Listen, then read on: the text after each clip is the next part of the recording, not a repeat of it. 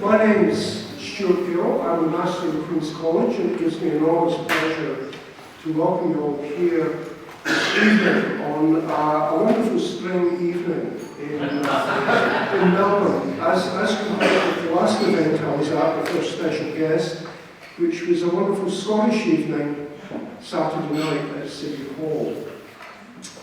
As we come together, I'd like to do an acknowledgement in the words of one of our great Aboriginal leaders, Noel Pearson, in his address to the 50th anniversary dinner of the Australian in July 2014. He first proposed the concept of the three stories of Australia as follows. Our nation, he said, is in three parts. There is our ancient heritage, written in the continent and the original culture painted on its land and seascapes. There is our British inheritance, the structures of government and society transported from the United Kingdom, fixing its foundations in ancient soil, including the nation which many of us represent this evening, the Scots. There is our multicultural achievement, a triumph of immigration that brought together the gifts of peoples and cultures from all over the globe, forming one indissoluble commonwealth. And in many ways, that's what this college is about, is with people from everywhere, from the beginning of this college in 1887. Welcome to this partnership between the Sugden Institute at Queen's College that was set up to do this very thing, to get involved in the public square and engagement with town and gallery. Partnership this evening with the Victorian Scottish Heritage Cultural Foundation during a very important festival, the Melbourne Tartan Festival. And it was wonderful to be involved over the last few weeks, not only in Tartan Festival events, but also all the Lyons events as we celebrated Bastille Day and the launch of also a French festival. And it says something, I think, about Melbourne that brings all these cultures together. Queen's is very happy to host this event this evening. Founded, as I said, in 1887, the year of Queen Victoria's Jubilee, and the founding of another important event that I remind the students of when I do a whisky tasting each year, of William Grant and Glenfiddich, which I now call the college's whisky. There will be some whisky from my own cellar at the end of the evening, Tasmanian Lark, to represent Australia, and Isley's Bunahebe. I unfortunately didn't have any Glenfiddich. I have ordered some for the whisky tasting, the students will be glad to hear later in the year. But we'll have to share a whisky with a smattering of sea spray, dried fruit lingering on your lips. Sherry malt whisky will transport you to Bunahebe Bay with its brackish coastal tinge, or at least the bottle says this. See what you think, and I look forward to hearing your views afterwards. This says a lot that I actually dipped into my own cellar as a fifer, and I think our special guest will appreciate that as we're speaking about Kirkcaldy on the weekend. Let me mention a few people, and then you're not here to hear me, but to hear our speaker. Let me especially welcome Dr. Ian Marshman, AM, President of Council, Judy Marshman, with a number of Queen's people that are here this evening, Dr. Megan Robertson, Vice President and Fellow, in particular other Fellows, Lady Primrose Potter, AC, and her guest, Simon Abney Hastings, the Right Honourable Earl of London. Welcome. Emeritus Professor, the Reverend Robert Gribben, AM, Fellow. Miss Georgina Downer, Fellow and Director of the Robert Menzies Institute, who hosted another tartan event last week on the Scottish Enlightenment. Dr. April Kelly, who has been to the college on previous occasions, who's the head of Scottish Development International here in Australia.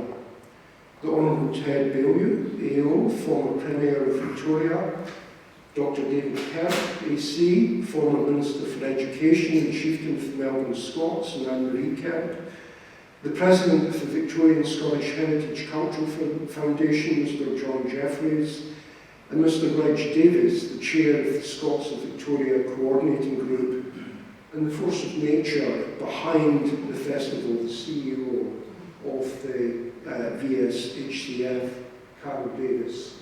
And everything that's happened over the past few weeks, Carol, we thank you for the work that you've done. And ultimately, I'd like to welcome Mr. Alan Beck back to the college, the former president of the Morrow Burns Federation and opera singer extraordinaire, last year's guest. I know that the students enjoyed you being at a formal dinner last year within the Queen's. But most of all, welcome to Joseph John Morrow, CVO, CBA, KStJ, FRSE, the current Lord Lyon, King of Arms. I could spend the rest of the evening speaking about the Lord Lyon's King of Arms achievements and the many activities that he's been involved in. Let me just summarise. He was a member of the Faculty of Advocates and took silk in September 2015. He was appointed President of the Mental Health Tribunal in Scotland in 2008. He previously served as Her Majesty's Commissioner for the Mental Welfare Commission for Scotland from 1999 to 2006. He was appointed as the Vice Lord Lieutenant of Dundee in 2009 and served as a councillor and also, I think, as Vice Provost at one stage, Deputy Lord Mayor, for those of you who are from a different culture. He held the position of Convener of the Economic Development Committee, Convener of Dundee Waterfront Development Board, and, as I said, Deputy Lord Provost. He's also worked within the church, and he told me this evening, I didn't realise this, that he's actually looked after a number of parishes and has a great interest in the Lyon area of ecclesiastical history. I read in your biography that you've had a real interest in heraldry over the last 30 years, but I did in fact watch a little YouTube clip earlier today which says it actually goes back to your childhood. Yeah. When you would sit in church and look at the coat of arms and wonder about their origins. We look forward this evening to hear you reflect on some of these things, but to particularly share with us your experience of what was a light royal year, the funeral of the late Queen and the installation of our new sovereign as King Charles III. Please welcome Joseph John Morrow.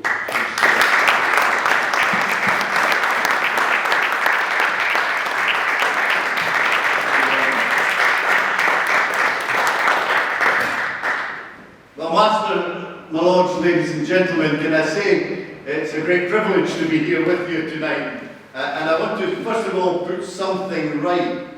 I did study heraldry from the time I was a wee boy, around about 6 years old, but there is no merit in it. It was the only way I could get through the long sermons of the vicar of the church that I went to. So it was a negative reaction to heraldry, so I can take no credit to that. Can I thank you again, Master, for the actual welcome. But I didn't need much of a welcome. I spoke to about 4 or 5 year students, and I was enthused by their actual engagement and also by the amount of study and activity they're putting in. And the college should be very proud of the students that you've got here, which I'm sure you are. And it's great to see some young people here. Let me get down to business. What I'm going to talk about, and I hope you can all hear me. Put your thumbs up if you can't hear me. You see, we listen to the end of the question. That's a Scottish trick. I'm going to talk about a right royal year. And the reason I chose this is one of the responsibilities that the Lord Lyon has is to take charge in Scotland of state ceremonial. There's lots of others. And there's lots of things that you do, such as the heraldry and the advice to the First Minister and the advice to the Parliament. But the Right Royal Year was something that, in fact, I didn't realise came under my responsibilities till I was in office for about 4 years. Everybody kept telling me that the Unicorn and London Bridge plans are your plans, Lord Lyon. And I would go, yeah. And it was 3 o'clock on a Sunday night that I remembered to actually look up what this was. And as it worked out, I was responsible for the setting up and provision of the funeral service and ceremonial around the Queen's death, should that happen. Luckily, I got into it 6 or 7 years before Her Majesty died. And I just want to show you the kind of planning model there. In Scotland, if death occurred, it was called Operation Unicorn. And we took 12 years to plan that. And we also built into the bigger plan, which was London Bridge. And we also made sure that we had all the arrangements in place for the detailed ceremonial to take place at the wish of the Queen. The Queen would talk very openly about her funeral, not quite as openly as the old Queen Mother, but who was I was very fond of the old Queen Mother, because if she talked about her funeral, which was called Taybridge, she always had a large debody in her hand. And every time you said Taybridge, it came up. And she was someone who was aware at 101 to her actual activity. But the work required the most complex partnership I'd ever been involved in. At one stage, as the president and senior judge of the Mental Health Tribunal, I had 345 judges to organise, and that's like herding cats. But when you get to the stage that actually you're running a national affair of which the whole world has its attention on, then it's a much more complex partnership to deal with. And here was what was to happen. On the day of death, there would be an announcement. And then I had to go down to London to the Accession Council to watch the King swear oaths in relation to Scotland. One of them I'll tell you about later. Just by way of an amusing story, when I came back from the Accession Council, I had the proclamation with me, and the train broke down outside Berwick, and it wasn't going to go any further, and I had to get through with this train. So I phoned the Chief Constable, who said he would send a police car for me and get the train brought into Berwick, which he did. The police car was 40 minutes late, and the young sergeant came out and said, "My apologies to you." He said, "We had to clean the car before we actually brought it for you." And I said very flippantly, "Why was it filled with McDonald's ex-wrappers in the back?" And his response was, "Who told you?" So there was a bit of light relief even in this great solemn occasion when I was brought back. And the proclamations were read in Ireland, Scotland and Wales. And as you know, on D+2, 2 days after the death, the Queen was brought from Morrow all the way through Scotland down the northeast, and I'll show you some pictures of that, into Edinburgh to begin the ceremonial. Once she was in Edinburgh, there was a service in St Giles Cathedral, there was a vigil queue, and then the coffin went off to Buckingham Palace and eventually to Westminster, the Palace of Westminster for the state funeral. All of this timeline required the most detailed planning that you could imagine. I had a group of 12 people who met twice a week really for about 10 years to get this honed into something that we could deliver. And then Her Majesty died peacefully at Balmoral on the 8th of September, December 2022. Very interestingly, I had been with her on the Monday, and I had no indication that she was at the end of her life. And as many of you will remember, that on the Wednesday before she died on the Thursday, she swore in our new Prime Minister of the time, who was Liz Truss. The wags in the royal household, and there are plenty of them, said that Her Majesty had decided she could go now because she'd got rid of Boris Johnson. So I'm not sure Her Majesty would have expressed that, but I can tell you that the royal household members expressed that on a number of occasions. Immediately, people say what happens when the monarch dies. Immediately the monarch dies, the king is dead, long live the king. That's a principle in constitutional law. And His Royal Highness the Duke of Rothesay, which is the Scottish title for the Prince of Wales, became Charles III. And then the order was issued by the Earl Marshal for general mourning of the Queen. Here's the Accession Council held in St James's Palace. The most beautiful rooms. You had to fight through former Prime Ministers to get to the front.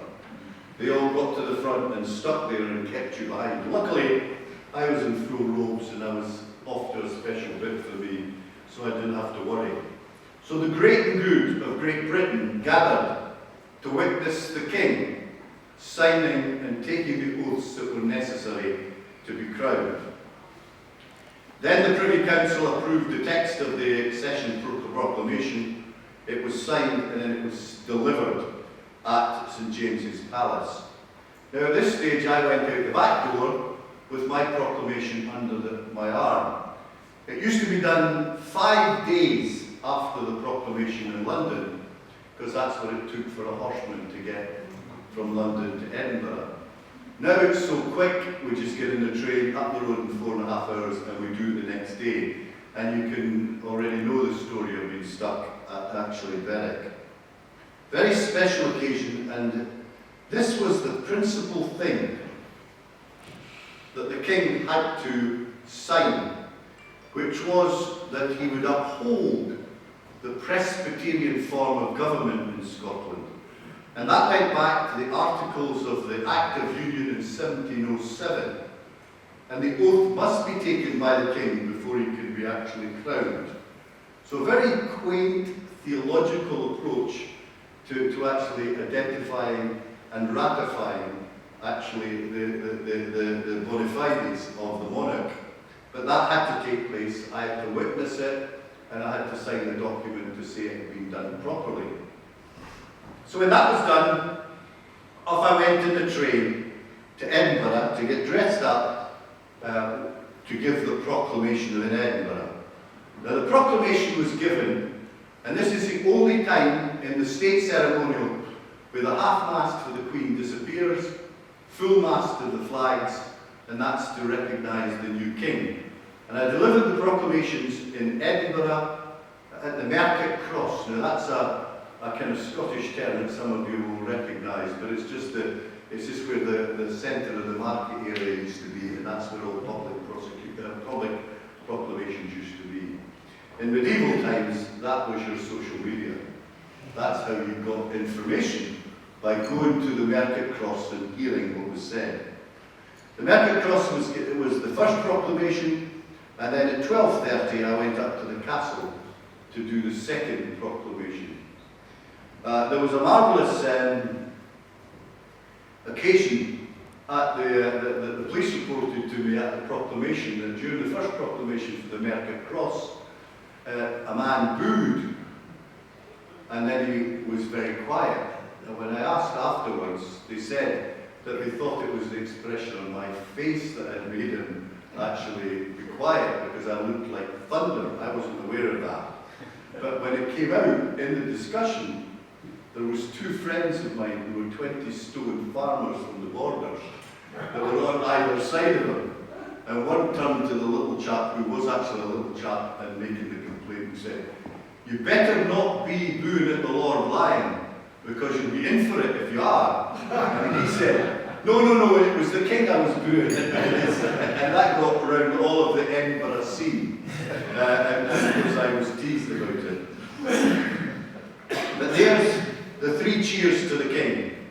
And it was a wonderful occasion to be able to participate and pronounce the new king. I don't know, and you can tell me afterwards whether you do proclamations here, but I think there is an opportunity right through the whole of the world to do proclamations for those that have a link with Britain. And I think, I don't know if they do them in Australia, but they're really powerful things to do, and they're in a great line of tradition.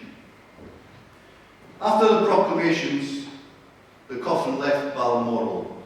The most beautiful day. The weather was magnificent on the 11th of September, and the coffin moved in cortege from Balmoral to Edinburgh, and the crowds lined the route, the whole route. Now, we were talking today about lining routes when I had a visit with the governor, but at each part of that route, the actual route was filled with people all the way down for well over 100 odd miles. And where they could get near the road, people came out. They came out with their corgi dogs, they came out with their tractors, and some of the Angus farmers, I don't think they'd ever cleaned their tractors, but they cleaned them that day. And they also came out with the ponies that the Queen loved. And they had this wonderful cortege with flowers all the way down, through Ballater, through Aberdeen, down the east coast of Scotland, a break at Brecon Castle, and then all the way into Edinburgh. When the Queen arrived in Edinburgh, she was taken to the Palace of Holyrood House, which is the royal residence in Scotland. And on arrival there, she was then taken to St Giles Cathedral for a service of thanksgiving. All of this was taking place according to the plan and according to what was going on in terms of what we'd agreed. The King and members of the royal family attended the service of thanksgiving in St Giles, and the coffin was brought in procession up from the Palace of Holyrood House. Now, for those of you who've been to Edinburgh, let me give you a tip. Don't walk, if you've not been to Edinburgh, so let me give you a tip. Don't walk from the palace to the castle, because it's all uphill and it's steep. Walk from the castle to the palace, because it's a nice donder down the hill. And there's a bus that will bring you back. But the king, with the coffin, and all the members of the royal family walked up the Royal Mile. There was a panic. And I've got responsibility for the security of all of this activity. There had been threats of drones. And they asked me what drone mitigation I wanted in terms of the procession up the Royal Mile. Well, of course, what knowledge I had of drone mitigation was about this. So I said to the police officer and the security officers, what are the options? They said 3. They could buy a gun that would throw a net over the drone and bring it down, but they couldn't guarantee it would hit the king. The second was that they could bring 2 trained eagles from the Netherlands, and they would bring the drone down. And the third option was a special sucker that would go on the side of the drone and they would be able to land it. Now that was obviously the right answer, and I don't know why they asked me about it. So I decided in the midst of all of this tension and activity to suggest to them that we brought the eagles from the Netherlands. I'd never seen so many pale-faced policemen until one of them realised that I was doing what many Scots do, I was pulling his leg. And I said, of course we have to take that option. But the whole affair went off wonderfully, and then Princess Anne herself accompanied the body out to the airport, and it came in a RAF plane all the way down to London. So that was a service of thanksgiving. Here's just an overview of the vigil, and that was in St Giles with the members of the royal family present, and there was an overnight vigil at which tens of thousands of people came and walked past the coffin. Whatever anybody's intellectual views about monarchy are, there was an emotional part of this that was completely divorced from all of the kind of constitutional law and positions. Because for many of us, and I'd say this with the greatest respect, the Queen was our granny. You know, she was an older lady who you could relate to with a great deal of grace and a great deal of sense of service for her family, which was the Commonwealth. So that was the service. And then the Queen was brought out by these young soldiers, all 8 of them, I put up for an award, and they all got the Royal Victoria Medal for carrying the coffin out. Very proud. I got castigated by 2 of their mothers for not telling their mothers that the 2 boys were doing it. But of course I had put together, I knew the mothers, and that the boys were their sons, so that's sometimes a difficult thing to do. But the mothers phoned me up and gave me a hard time. Probably better that I didn't know where they were. But these young soldiers, all under the age of 22, did a magnificent job of carrying the Queen out of St Giles. And there she's going off from C-17 by the RAF ceremonial branch to go to London, and she was accompanied by the Dean of the Chapel Royal, Professor David Ferguson, and also by Princess Anne. And then taken to Lyon State at Westminster. Now, when we were finished on day 5, all of the officers at arms and myself, and I've got 9 officers at arms, had to get in a big bus and go south, because we had all the London events to deal with as well. And the first one was actually in Westminster Hall. And you'll see all the officers at arms at the back, all dressed in the tabards with the black sashes for mourning.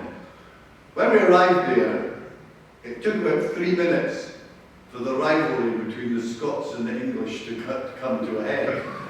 And the English officers at arms wanted the Scots officers at arms to go in the front, because that's junior. To go at the front of a procession means you're a junior person, and they wanted to establish that they were all senior. I took my officers at arms aside and said, this is not the time to deal with it, do it. But why I did it was because we were front and centre for all the television pictures. And the officers at arms for England were absolutely miffed when they realised what I'd done. But they asked for it, so they got it, and all the Scots were there front and centre, leading off the processions, which was a great delight for me, but not for the English officers at arms. And here, again, these chaps in the front of this procession, as the funeral procession leaves for the state funeral, are actually all Scots.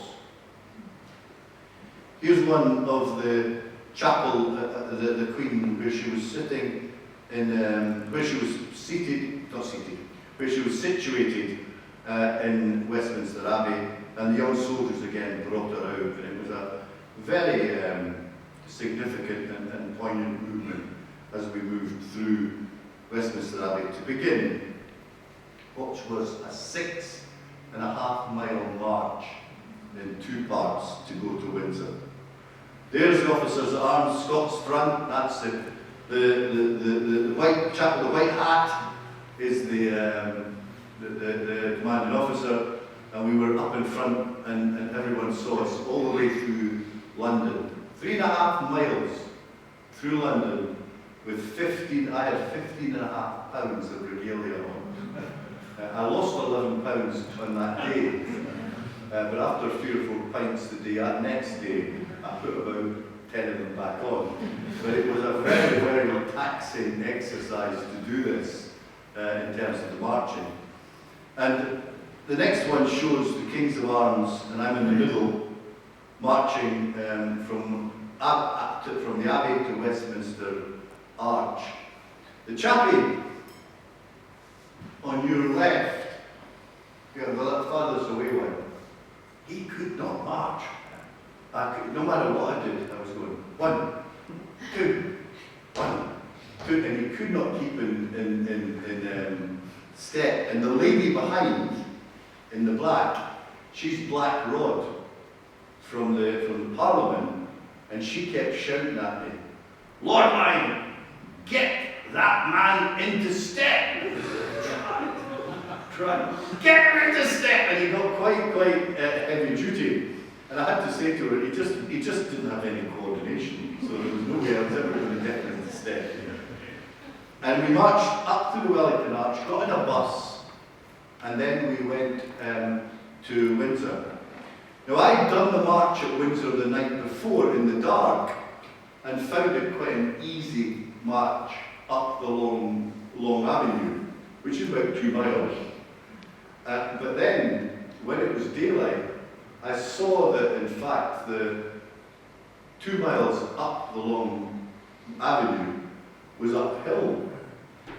And I'll tell you, it was much, much harder to do in the daylight than it was in the dark. So it just proves to you can fool yourselves. If you don't see what it is, you can get on. And that was a very special day for me to be at Windsor. And there's the flowers outside Windsor. And there's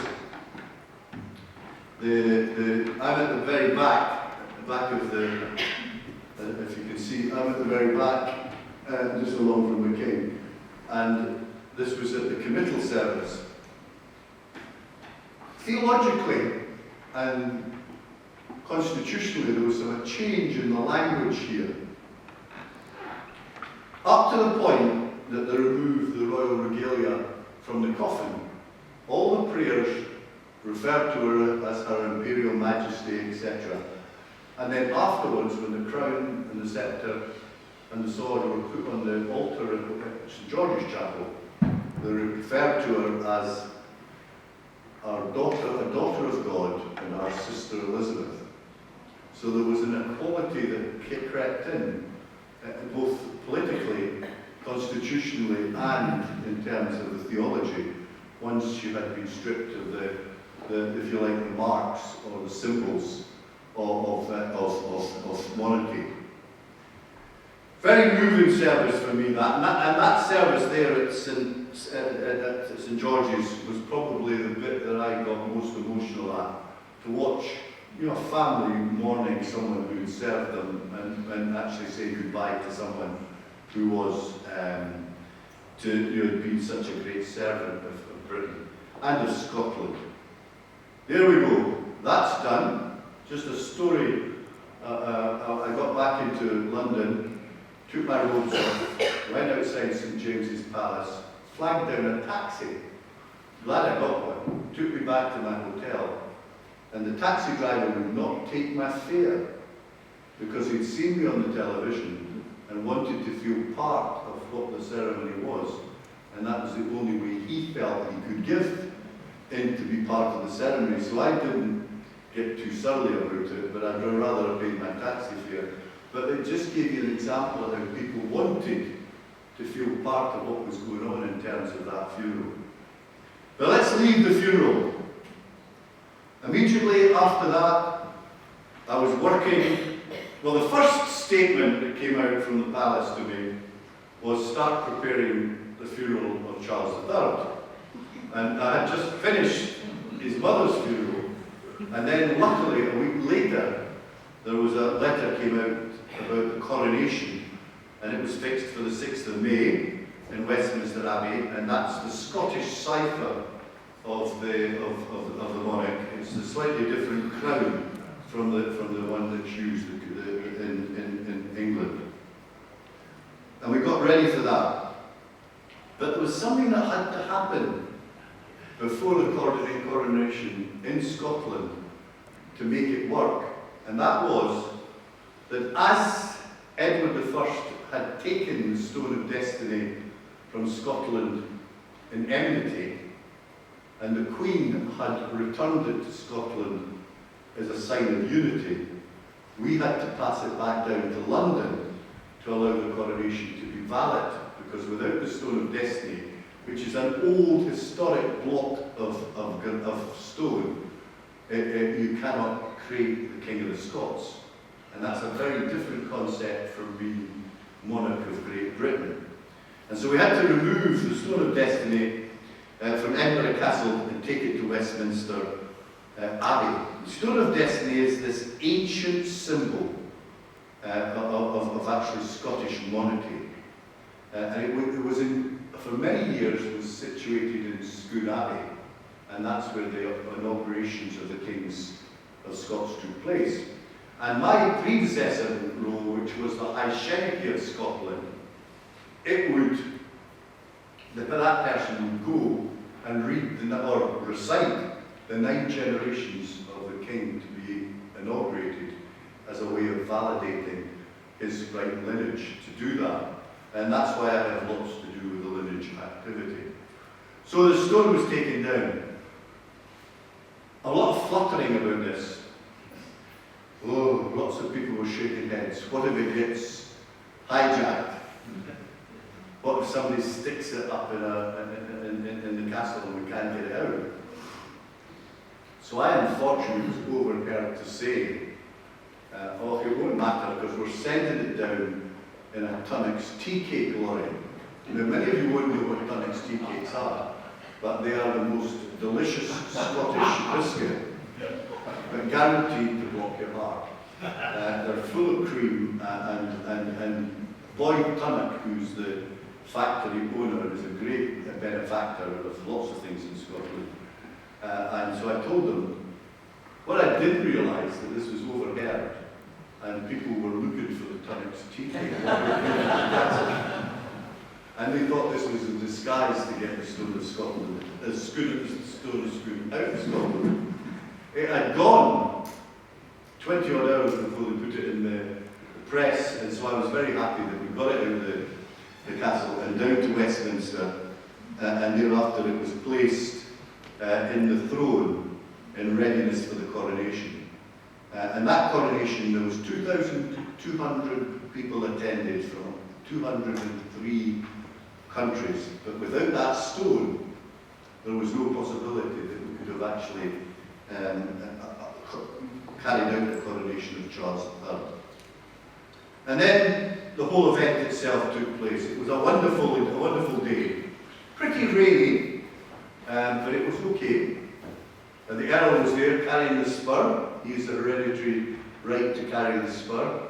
It was a wonderful procession in, and people from all over the world took part in the 5 stages that actually made the coronation valid. And for us, the main one was the enthronement by us as Scots, when the king placed on the throne above the Stone of Destiny to establish and affirm the traditions of Scottish connection to the crown. So we've always kept on that as a very significant part.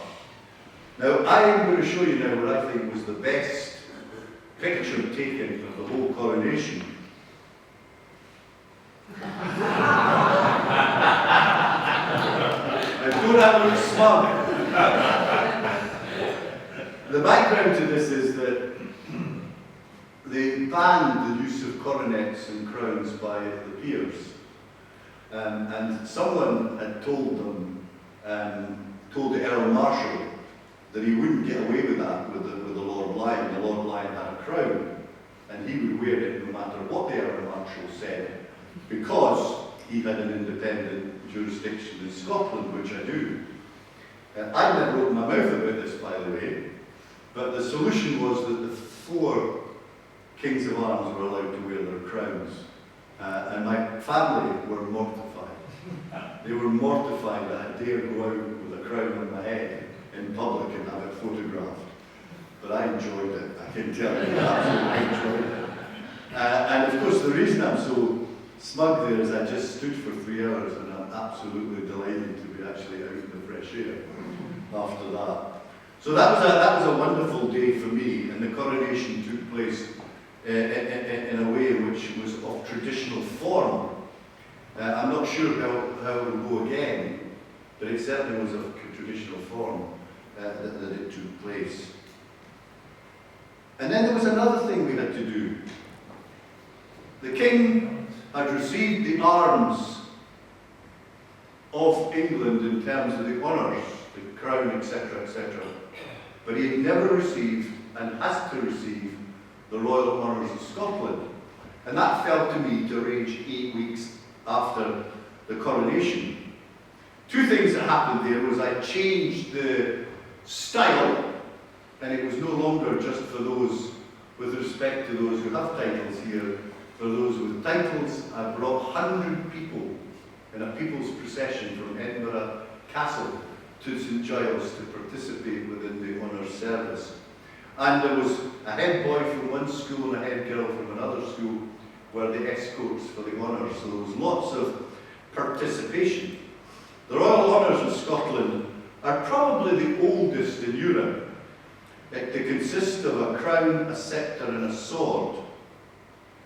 Now the sword was given by Julius II in the 12th century and has fallen apart. If you lifted it, it would just disintegrate.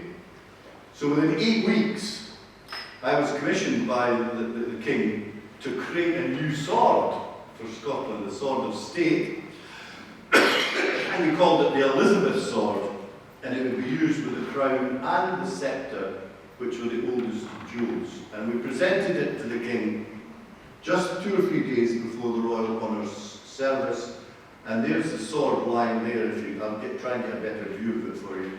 But and the King accepting it. The chap with the moustache is called Mark Dennis, an American that's actually bigger than me, and anybody that's bigger than me has to be big.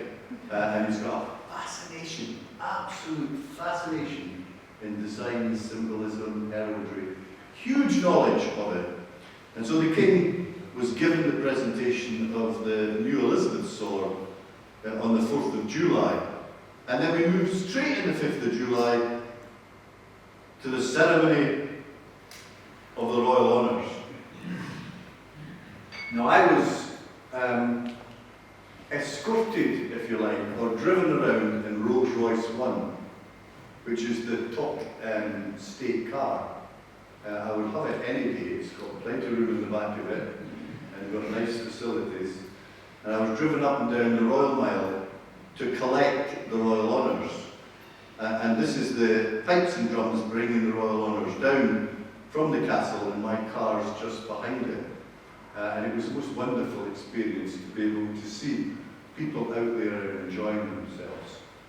The only thing that got in the way was that there were protesters, but of course I would not allow the protesters to be put away. We must allow protest. We must allow people to say what they feel. It's an open society which we left. And there was a bit of a rant as I passed when they kind of started to shout, "Not our king, not our king." But that's a legitimate view to hold in a society which actually is civilized. And we had a wonderful service of which the crown, the sceptre and the sword. And the lady carrying the sword there, she's an Olympic rower, Dame Granger. She's the principal, the Chancellor of Glasgow University, and she held the sword like this and marched around with it, and she was very, very strong. For me, the highlight was the presentation of the Stone of Destiny. Now, why is that significant to me? Well, partly because, as I've tried to explain to you, the Scots' constitutional position of monarch is different from that of the English. The monarch in England is King of England. In Scotland, the King is King of Scots. And you need to link that back to the Declaration of Arbroath, which says, "We the people do hereby ask the Pope to appoint Robert the Bruce as king." So it's only with the consent of the people that in fact the King of Scots can go in place. And this was the wording that I chose and wrote to actually proclaim the issue of the Stone of Destiny. In the presence of the Stone of Destiny or Sugden in the High Kirk of Edinburgh, on this occasion is a historic moment in the life of Scotland. Carved from the earth, this simple piece of stone, yet in its simplicity, it has precious and significant symbolism for the people of this land. The Stone of Destiny is an ancient symbol of Scottish sovereignty. For me, this was the highlight of the whole occasion, from death of the Queen to the Stone of Destiny's presentation. And it, for me, followed in a long tradition of solid Scottish ceremonial that I've tried to share with you tonight. And at the end, in due form, I proclaim God save the King. Thank you.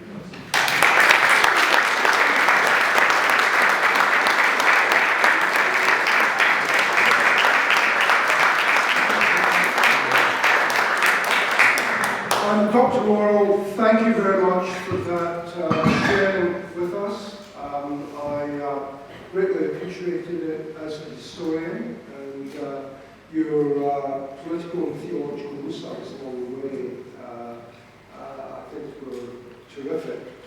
You have agreed to take some questions, so anyone has a question, we've got a microphone, so please use the microphone. Sam, thank you.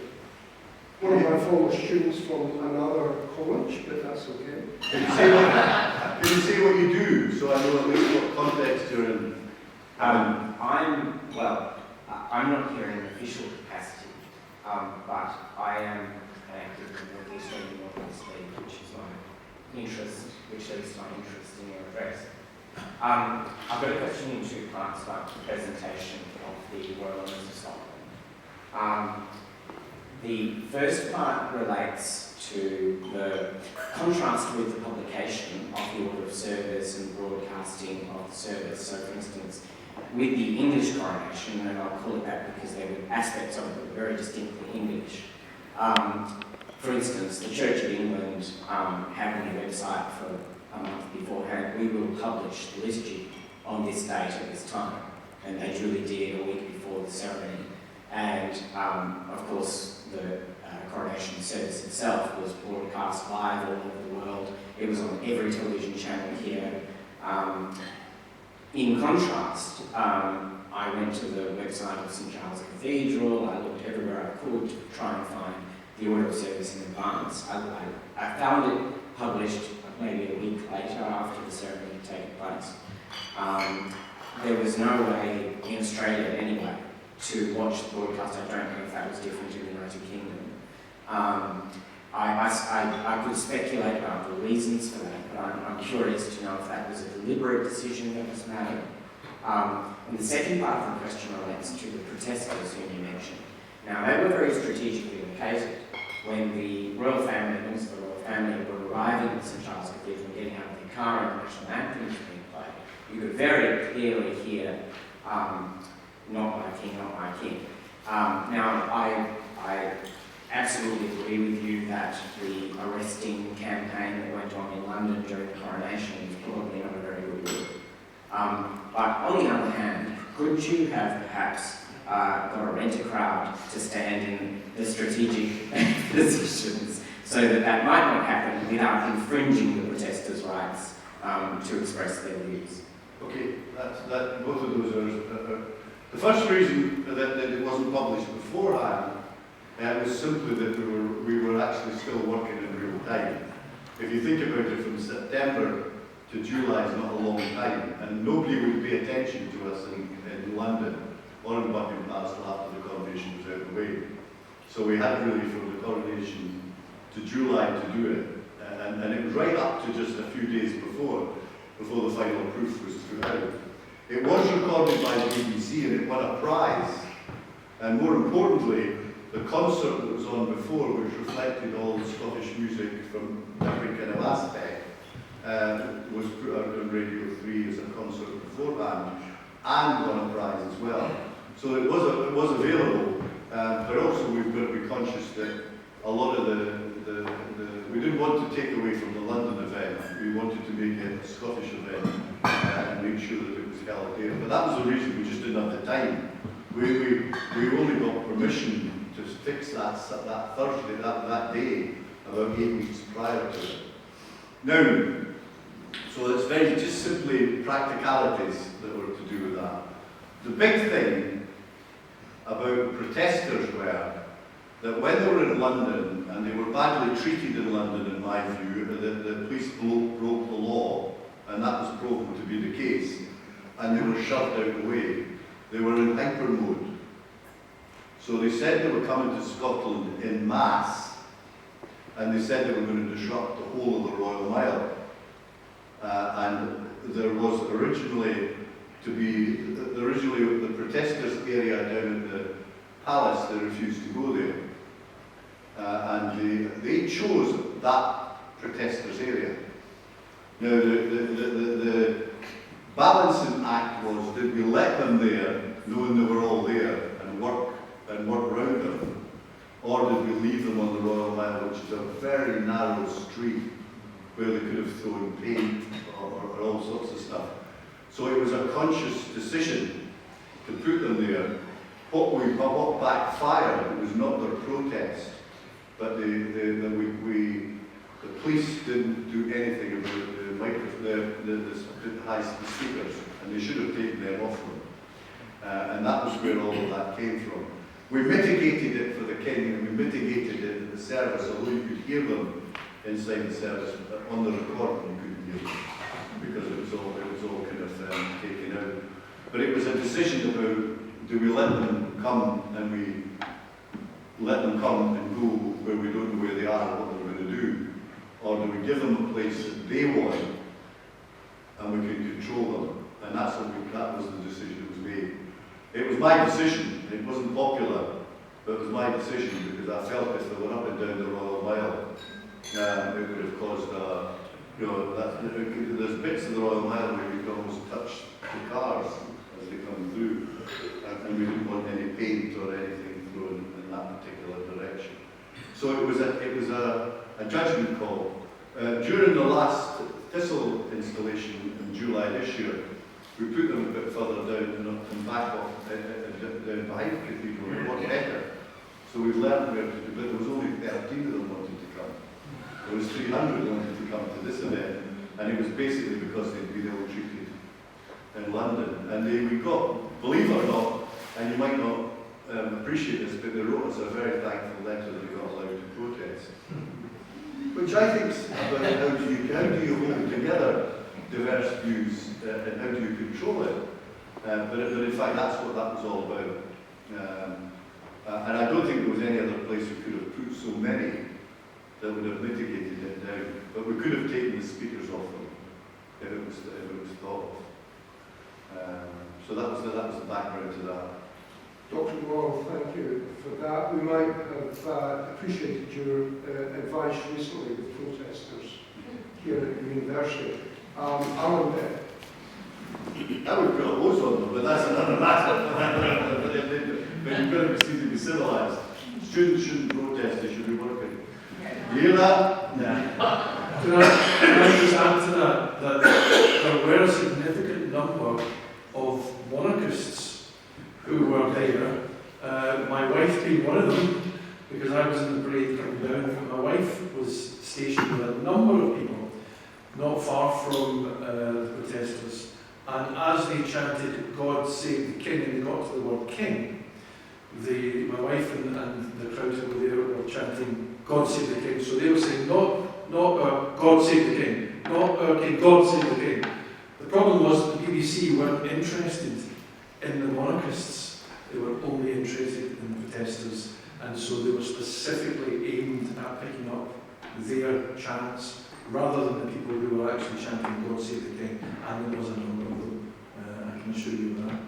At the debriefing, there was a lovely story about a lady who was there with her 3 kids under the age of 12, and she was from one of the poorer and tougher areas in Edinburgh, and her kids, that was their kids' day out, and she took the cheetah protester across and actually said to him, "You spoil my parents' day out, you've got me to answer to." And I'll tell you, he disappeared to the back of the crowd after that, because I think she was really serious about actually not spoiling her kids' day out. Any other questions?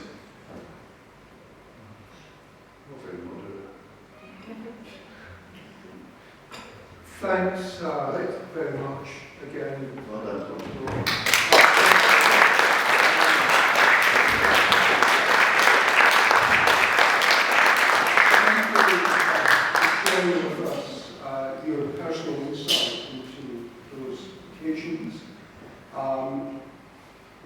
You, in your role, I think, play a particularly important position in both of these events. I'm particularly proud of the fact that you managed to get Scots to the front of the parade. But the English Which shows shows just how lively the Scots are. And I'm also encouraged by the fact that you not only talked about the Stone of Destiny, but how the coronation couldn't take place without that stone. Because we know that earlier in the 20th century, of course, some Scots stole it from Westminster Abbey and did bring it back to students, indeed, yes. £156. Who brought it back to Scotland.